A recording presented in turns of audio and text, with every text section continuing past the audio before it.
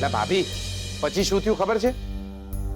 લે રાજાએ તો ઈંટ ઉપાડી અને રાક્ષસનું ભોળું ફોડી નાખ્યું. જીગર, આ તારી બધી જ વાર્તાઓ છે ને તું સ્વીટુને જ કહેજે. લે સાંભળું તો ખરા ભાભી, લે સાચું કહું છું.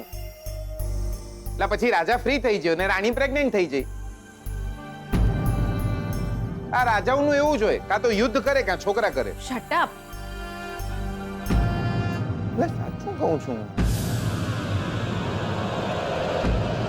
સ્વીટુ, શું થયું? મકા થોડું તું તું ઠીક છે ને?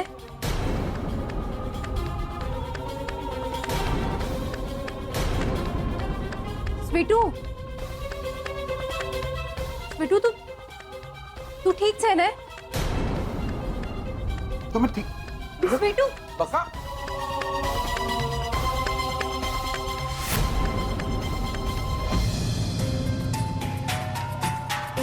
સ્વીટુ, શું થાય છે? અહીંયા બેસ.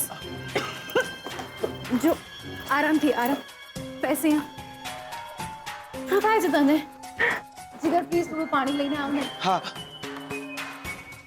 પણ છે શું થાય છે તને? જીગર, હવાની અચાનક મારો જીવ ઘબરાઈ રહ્યો છે અને ઉલટી જેવું લાગે છે. તમે પાણી પી લો થોડું. હા લે, તું પાણી પી લે.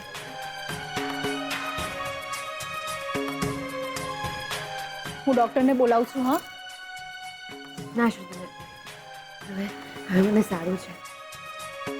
શું સારું છે? તને તાવ જેવું પણ છે. હું આરામ કરીશ ને, મને સારું થઈ જશે. અરે પણ તને આમ અચાનક ઉલટી જેવું કેમ થઈ રહ્યું છે? ખબર નહીં.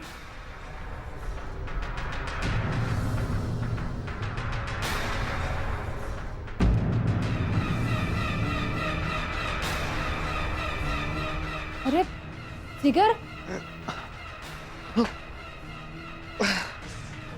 શું થાય છે તને? અચાનક જ પેટમાં દુખવા માંડ્યું છે. લે પાણી પી, તું પણ પાણી પી. હું દાદાજીને બોલાવું છું. ના, બધા સૂઈ ગયા છે. તો ડોક્ટરને બોલાવ. અચાનક જ પેટમાં દુખવા માંડ્યું છે. ઉલટી જેવું થાય છે. આફરો ચડ્યો હોય એવું લાગે છે. દિયર, અરે પણ તમને બંનેને આમ અચાનક કેમ? મોડા જમ્યા ને, જમવામાં કદાચ કંઈક આવી ગયું હશે. તમે ચિંતા ના કરો. ડોક્ટરને બોલાવું ને હું? ના ના, આફરો ચડ્યો હોય તો થોડી વાર એવું થાય, ઠીક થઈ જશે. ચિંતા ના કરો.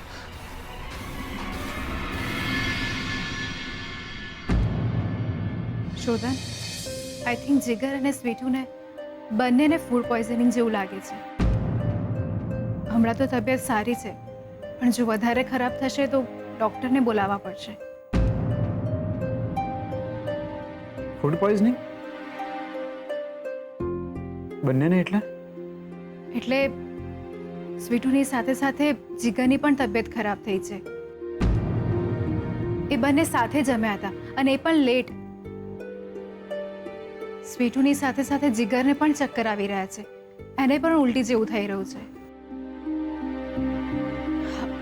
એ બંને આરામ કરી રહ્યા છે. તું પણ સૂઈ જા હવે. યા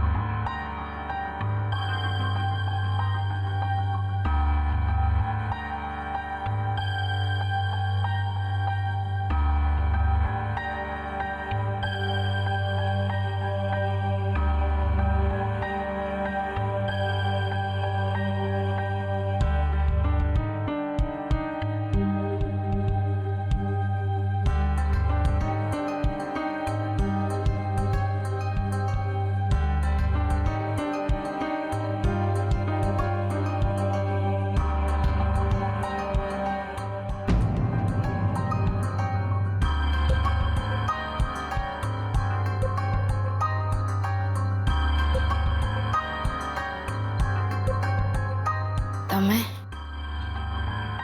કેટલા વાગ્યા છે? 3 વાગ્યા. તમે આજે સુધી જાગો છો?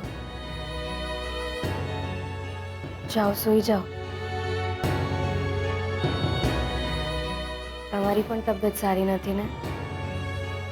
તમે આરામ કરો. હા દિયો.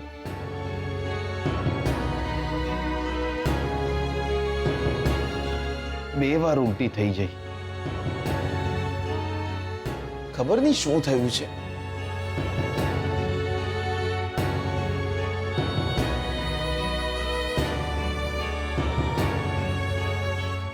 તમને કેમ છે હવે? હું ઠીક છું.